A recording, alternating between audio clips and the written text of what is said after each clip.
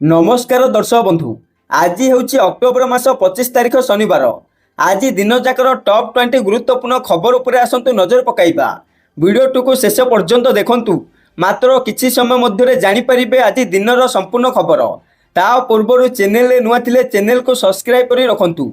एमिति प्रतिदिन latest news सर्वप्रथम देखिबा पाई। तेबे आसंतु संपूर्ण खबर उपर नजर पकाइबा। आजिर प्रथम खबर, सुभद्रा योजना हिताधिकारी खुशी खबर। कारण मोहन सरकार 500 दिन पूर्ति अवसर कैबिनेट बैठक डाकिले मुख्यमंत्री मोहन चरण माझी। आज संध्या 5टार लोकसभा भवन में बस गुरुत्वपूर्ण बैठक। कैबिनेट बैठक में किसी मंत्री उपस्थित रहिबे। आउ किछि मंत्री नुआपड़ारू वीडियो कॉन्फ्रेंसिंग जरिया जोड़ी हेबे। एही बैठक में किछि बड़ निष्पत्ति नेबे मुख्यमंत्री मोहन चरण माझी। जेउथिरे प्रथमे रहिछि सुभद्रा योजना रे एणिके 5000 नुहे 10,000 देबे सरकार। अर्थात एणिके वर्ष को महिला को मिल 20,000 टंका। कारण गतकाली दिल्ली मुख्यमंत्री रेखा गुप्ता ओडिशा गस्तर आसी से ओडिशा मुख्यमंत्री मोहन चरण माझी सहित भेटघाट करी सुभद्रा योजनार लोकप्रियता जानिबा परे से दिल्ली रे सुभद्रा योजना लागू करने को जाउछंती। एथि सहित से घोषणा करिसंती प्रत्येक किस्ती रे 10,000 5 वर्ष रे 1 लाख टंका दिया जिवो। तेणु ओडिशा रे मध्य आगामी दिन रे 5,000 सांगरे अतिरिक्त आउ 5,000 दिया जिवो बोली मुख्यमंत्री मोहन चरण माझी कहउछंती। परवर्ती खबर, सावधान ओडिशा। सोमवार 27 तारिख ओडिशा छुईब बात्या। यही 7 जिला को वार्निंग। कारण सेपटे दक्षिण पूर्व बंगोपसागर एक लघुचाप क्षेत्र सृष्टि होईछि, जहाँ पश्चिम उत्तर पश्चिम दिग को गति करी घनीभूत हेबार संभावना रही। आगामी 24 घंटा मध्य यह अवपातर रूप नहीं पारे एवं 26 तारिख सुधा गभीर अवपात परिणत हेबार आशंका करा जाउछि। आंचलिक पाणीपाग केन्द्रर सूचना अनुसार आसंता 27 तारिख सकाळे यह बात्यार रूप नेबार संभावना रही। आउ यही संभाव्य बात्यार प्रभाव में आज दक्षिण पश्चिम और आभ्यंतरीण ओडिशा रे वर्षार आरंभ हेबो। तेबे अक्टोबर 27 रु 29 तारिख पर्यंत राज्यर प्रबल वर्षा हेबार आकलन करा जायछि।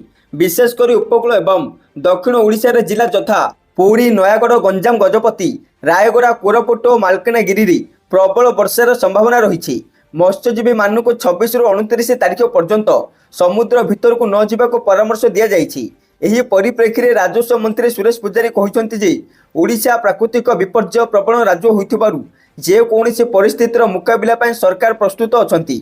स्वास्थ्य एवं पशु संपद विभाग को सजग रहिबाकु अलर्ट करा जायछि। परवर्ती खबर, राशन कार्ड हिताधिकारी पाई खुशी खबर। कारण परिवार पिछा मिलिब अधिक 5 केजी चाउल। सेप्टेम्बर, अक्टोबर एवं नवेम्बर 3 मास हिताधिकारी अतिरिक्त चाउल जोगाइबा निमंते निष्पत्ति नैछन्ति राज्य सरकार। 3 मास अधिक 5 किलोग्राम लेखाएं चाउल जोगाइबा लगी खाद्य जोगाण और खाउटी कल्याण विभाग पक्षरु एने 19 जिलार जिलापाल को चिठी लिखा जाइछि। एही जिला गुड़िक है अनुगुल, बालेश्वर, बरगड़, भद्रक, कटक, देवगढ़, ढेंकानाल, गंजाम, जगतसिंहपुर, जाजपुर, झारसुगुड़ा, केन्द्रापड़ा, केन्दुझर, खोर्धा, मयूरभंज, नयागढ़, पुरी, संबलपुर और सुंदरगढ़। यह पूर्व 11 जिलार जिलापाल को अतिरिक्त चाउल जोगाण निमंते राज्य खाद्य जोगाण और खाउटी कल्याण विभाग पक्षरु 10,57,000 क्विंटाल चाउल देवाको कुहा जाइथिला। परवर्ती खबर, अष्टम वेतन कमिशन आसिला बड़ खबर। सेपटे केंद्र सरकार खूब शीघ्र अष्टम वेतन कमिशन संपर्क एक नूतन घोषणा करिवार संभावना रही। सरकार अष्टम वेतन कमिशन पाई नियम और नियमावली प्रस्तुत करिबारे सक्रिय भाव में नियोजित अछंती। तेणु नवेम्बर 2025 सुधा सरकार द्वारा एक विज्ञप्ति जारी कर जाय पारे। सरकार अष्टम वेतन कमिशन खसड़ा प्रस्तुत करने अधिक समय बाकी नहीं। कारण सप्तम वेतन कमिशन कार्यकाल डिसेम्बर 31 तारिख में शेष होब। यापर सरकार को आवश्यक पदक्षेप नेबाक पड़िबो। सरकार नूतन कमिशन सदस्यों को नियुक्ति करें। वर्तमान केंद्र सरकार राज्य अर्थ विभाग एवं अन्य विभाग प्राप्त परामर्श गुड़िकर समीक्षा करिसंती। एपटे अर्थ राष्ट्रमंत्री पंकज चौधरी कहते सरकार यह प्रसंग में सक्रिय भाव में कार्य करुछंती। अष्टम केंद्रीय वेतन कमिशन संपर्क विज्ञप्ति सरकार यथासंभव जारी करेंगे। परवर्ती खबर, बाप बेकरी जमी खारज करें संतान। कारण बिना कौन मकदम पितामाता द्वारा होता संपत्ति बुझाण को नाबालक संतान साबालक होगा पर बातिल कर सुप्रीमकोर्ट राय देइछंती। संतान नाबालक थिबा समय तार पितामाता जदि क्या संपत्ति बिक्री करते किंबा हस्तांतर करते तेबे ताहाको संतान साबालक होगा पर चैलेंज करिपारिबो। एपरिक उक्त संपत्ति को संतान अन्य क्या बिक्री करिपारिबो।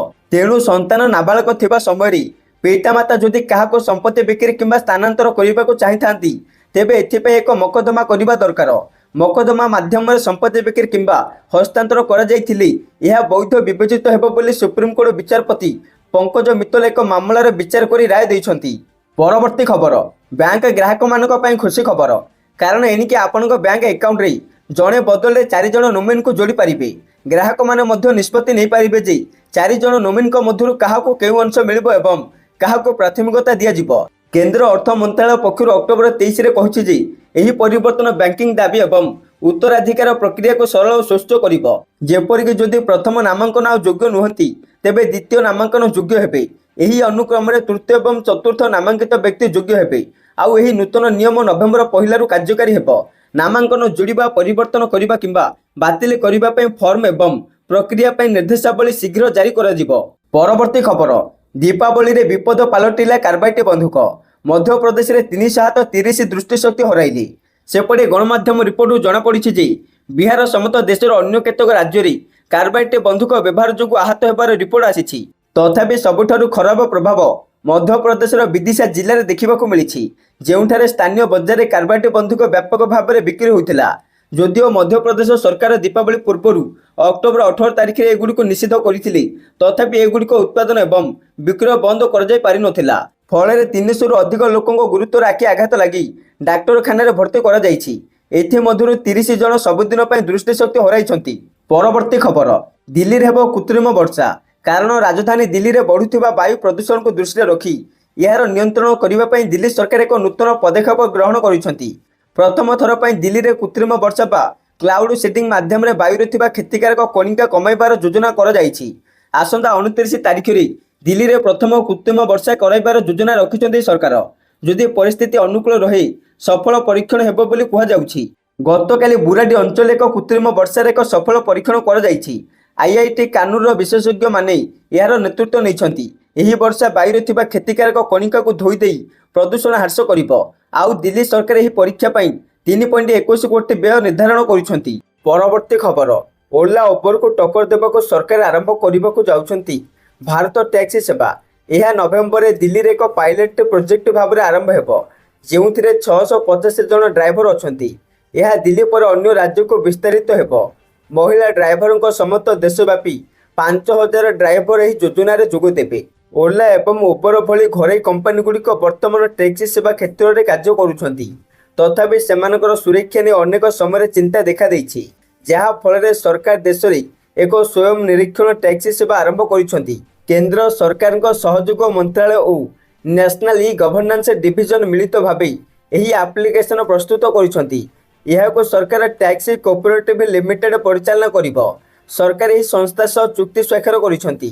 300 କୋଟିର ପ୍ରାରମ୍ଭିକ ପୁଞ୍ଜିରେ ଏହାକୁ 2025 ଜୁନରେ ପ୍ରତିଷ୍ଠା କରାଯାଇଛି। ପରବର୍ତ୍ତୀ ଖବର, 50,000ରୁ ଉର୍ଦ୍ଧ୍ୱ ଏକର ଜମି ପାଇଁ ସରକାର ଦେବେ ଆଳୁ ବିହନ। କାରଣ ଓଡ଼ିଶାକୁ ଆଳୁରେ ଆତ୍ମନିର୍ଭର କରିବା ଅଭିଯାନରେ ଚଳିତ ବର୍ଷ ଚାଷୀଙ୍କୁ ଆଗୁଆ ଆଳୁ ବିହନ ଯୋଗାଇ ଦେବା ପାଇଁ ଉପମୁଖ୍ୟମନ୍ତ୍ରୀ କେଭି ସିଂହଦେଓ ନିର୍ଦ୍ଦେଶ ଦେଇଛନ୍ତି। 50,000ରୁ ଉର୍ଦ୍ଧ୍ୱ ଏକର ଜମିରେ ପ୍ରାୟ 3 ଲକ୍ଷ କ୍ୱିଣ୍ଟାଲ ପାଖାପାଖି ଆଳୁ ବିହନ ଆବଶ୍ୟକ ହୋଇଥାଏ ଏବଂ ଏହା ଚାଷୀଙ୍କ ଆବଶ୍ୟକ ଅନୁଯାୟୀ ଆଗୁଆ ବିଭାଗ ପକ୍ଷରୁ ଯୋଗାଇ ଦିଆଯିବ। ନଭେମ୍ବର ମାସ ପ୍ରଥମ ସପ୍ତାହରୁ ଆଳୁ ବିହନ ଯୋଗାଣ ପାଇଁ ବିଭାଗ ପକ୍ଷରୁ ପ୍ରସ୍ତୁତି କରାଯାଇଛି। ଆବଶ୍ୟକ ମୁତାବକ ବ୍ଲକ ଅନୁଯାୟୀ ଏହାର ଯୋଗାଣ କରାଯିବ। ଏହା ବ୍ୟତୀତ ପ୍ରାୟ 6,000 ହେକ୍ଟର ଜମିରେ 600 କ୍ୱିଣ୍ଟାଲ ପିଆଜ ଚାଷ, 1,000 ହେକ୍ଟର ଜମିରେ 100 କ୍ୱିଣ୍ଟାଲ ଲଙ୍କା, 300 ହେକ୍ଟର ଜମିରେ 7,500 କ୍ୱିଣ୍ଟାଲ ରସୁଣ ବିହନ ଚାଷ ପାଇଁ ଯୋଜନା ରହିଛି। ଯେଉଁଠି ବି ଅଧିକ ବିହନ ଆବଶ୍ୟକ କିମ୍ବା ବିହନ ଅଭାବ ଦେଖାଦେବ, କୃଷି ବିଭାଗ ପକ୍ଷରୁ ଜାରି କରାଯାଇଥିବା ନମ୍ବର 1553333ରେ ଯୋଗାଯୋଗ କିମ୍ବା ନିକଟସ୍ଥ ଉଦ୍ୟାନ କୃଷି ଅଧିକାରୀଙ୍କୁ ଯୋଗାଯୋଗ କରିବା ପାଇଁ ଅନୁରୋଧ କରାଯାଇଛି। ପରବର୍ତ୍ତୀ ଖବର, ଭାରତୀୟ ରେଲୱେରେ ଚାକିରି କରିବା ପାଇଁ ଇଚ୍ଛା ରଖିଥିବା ପିଲାଙ୍କ ପାଇଁ ଖୁସି ଖବର। କାରଣ ଭାରତୀୟ ରେଲୱେରେ ଚାକିରି କରିବାର ସୁଯୋଗ ବାହାରିଛି। 8,000ରୁ ଅଧିକ ପଦବୀ ପାଇଁ ନିଯୁକ୍ତି। ଯଦି ଆପଣ ଯୁକ୍ତ 2 କିମ୍ବା ଯୁକ୍ତ 3 ପାସ୍ କରିଛନ୍ତି ତେବେ ଏହି ପଦବୀ ପାଇଁ ଆବେଦନ କରିପାରିବେ। ଆର୍ଆର୍ବି ଏନ୍ଟିପିସି ନିଯୁକ୍ତି 2025 ବିଜ୍ଞପ୍ତି ପ୍ରକାଶ କରିଛି। ରେଲବାଇ ନିଯୁକ୍ତି ବୋର୍ଡ 8,850 ଷ୍ଟେସନ ମାଷ୍ଟର, କ୍ଲର୍କ ଏବଂ ଅନ୍ୟାନ୍ୟ ପଦବୀ ପ୍ରକାଶ କରିଛି। ଅକ୍ଟୋବର 21 ତାରିଖରୁ ଏନେଇ ଆବେଦନ ଆରମ୍ଭ ହୋଇଛି।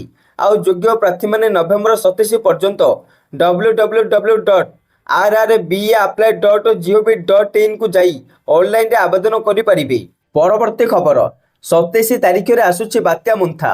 ସେପଟେ ଦକ୍ଷିଣ ପୂର୍ବ ବଙ୍ଗୋପସାଗରରେ ଏକ ଲଘୁଚାପ କ୍ଷେତ୍ର ସୃଷ୍ଟି ହୋଇଛି, ଯାହା ପଶ୍ଚିମ ଉତ୍ତର ପଶ୍ଚିମ ଦିଗକୁ ଗତି କରି ଘନୀଭୂତ ହେବାର ସମ୍ଭାବନା ରହିଛି।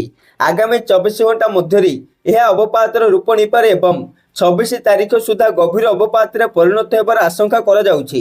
ଥାଇଲ୍ୟାଣ୍ଡର ସୁପାରିଶରେ ବାତ୍ୟା ନାଁ ରଖାଯାଇଛି ମୁନ୍ଥା। ତେବେ ଥାଇ ଭାଷାରେ ମୁନ୍ଥାର ଅର୍ଥ ସୁଗନ୍ଧିତ ଫୁଲ, ସୁନ୍ଦର ଫୁଲ। ବାତ୍ୟାର ନାଁ ମୁନ୍ଥାନି ଏଯାଏଁ ସ୍ପଷ୍ଟ କରିନାହିଁ ଆଇଏମ୍ଡି। WMO ପ୍ୟାନେଲ ଅନୁସାରେ ଏଥର ଥାଇଲ୍ୟାଣ୍ଡ ନାମକରଣ କରିବ। ସମ୍ଭାବ୍ୟ ବାତ୍ୟାକୁ ନେଇ ମତ୍ସ୍ୟଜୀବୀଙ୍କୁ ସତର୍କ କଲା ପାଣିପାଗ କେନ୍ଦ୍ର। 26 ତାରିଖରୁ ସମୁଦ୍ର ଭିତରକୁ ନ ଯିବାକୁ ମତ୍ସ୍ୟଜୀବୀଙ୍କୁ ପରାମର୍ଶ ଦିଆଯାଇଛି। ସମୁଦ୍ର ଅଶାନ୍ତ ରହିବାରୁ 29 ଯାଏଁ ଭିତରକୁ ନ ଯିବାକୁ ପରାମର୍ଶ ଦିଆଯାଇଛି। ବାତ୍ୟା କେଉଁଠି ଲ୍ୟାଣ୍ଡଫଲ କରିବ ଜଣାପଡ଼ିନଥିଲେ ବି ଆନ୍ଧ୍ରକୁ ଅଧିକ କ୍ଷତି ପହଞ୍ଚାଇବ ବୋଲି କୁହାଯାଉଛି। ଓଡ଼ିଶାରେ କେବଳ ପ୍ରବଳ ବର୍ଷା ହେବ। 3 ଦିନ ଧରି ବର୍ଷା ପବନ ରହିବ। ପରବର୍ତ୍ତୀ ଖବର, ଆଇନଜୀବୀ ପୀତବାସ ହତ୍ୟା ମାମଲା, ଗିରଫ ପିଣ୍ଟୁ ଦାସଙ୍କ ଜୀବନ ପ୍ରତି ବିପଦ। ସେପଟେ ଆଇନଜୀବୀ ପୀତବାସ ହତ୍ୟା ମାମଲାରେ ଗିରଫ ପିଣ୍ଟୁ ଦାସଙ୍କ ଜୀବନ ପ୍ରତି ରହିଛି ବିପଦ। ଏପରି ଆଶଙ୍କା କରିଛନ୍ତି ବ୍ରହ୍ମପୁର ମଣ୍ଡଳ କାରାଗାର ଜେଲର। ତେଣୁ ତାଙ୍କୁ ବ୍ରହ୍ମପୁର ଜେଲରୁ ଫୁଲବାଣୀ ଜେଲକୁ ସ୍ଥାନାନ୍ତର ପାଇଁ ସେ ଏସ୍ଡିଜେଏମ୍ କୋର୍ଟରେ ଆବେଦନ କରିଛନ୍ତି। ପିଣ୍ଟୁ ଦାସଙ୍କ ଘନିଷ୍ଠ ସହଯୋଗୀ ଶାନ୍ତି ମିଶ୍ର ହତ୍ୟା ମାମଲାର ଅଭିଯୁକ୍ତମାନେ ବି ଏହି ଜେଲରେ ଥିବାରୁ ତାଙ୍କ ଜୀବନ ପ୍ରତି ବିପଦ ରହିଥିବା ଜେଲର ଦର୍ଶାଇଛନ୍ତି। ପୀତବାସ ପଣ୍ଡାଙ୍କ ହତ୍ୟା ରହସ୍ୟ ଉନ୍ମୋଚନ ପରେ ସାରା ଓଡ଼ିଶା ସ୍ତବ୍ଧ। ବିକ୍ରମଙ୍କ ଗିରଫଦାରୀ ପରେ ଏକଥା ଏବେ ସବୁଠି ଆଲୋଚନା ହେଉଛି। ନିର୍ବାଚନ ସମୟରେ ନେତାଙ୍କ ଭିତରେ ଲଢ଼େଇର କିଛି ନୂଆ ନାହିଁ। ବୟାନବାଜି ଚାଲେ, କଥା କଟାକଟି ବି ଚାଲେ। ହେଲେ ଏବେ ରାଜ୍ୟ ରାଜନୀତିର ସଂଜ୍ଞା ବଦଳିଛି। ପ୍ରସଙ୍ଗ ଭିତ୍ତିକ ଲଢ଼େଇ ବଦଳରେ ସ୍ୱାର୍ଥ ହାସଲ ଲାଗି ଅପରାଧୀଙ୍କ ସହାୟତା ନେଲେଣି ରାଜନେତା। ପରବର୍ତ୍ତୀ ଖବର, ମନ୍ତ୍ରୀ ସୂର୍ଯ୍ୟବଂଶୀ ସୁରଜଙ୍କ ବଡ଼ ନିଷ୍ପତ୍ତି।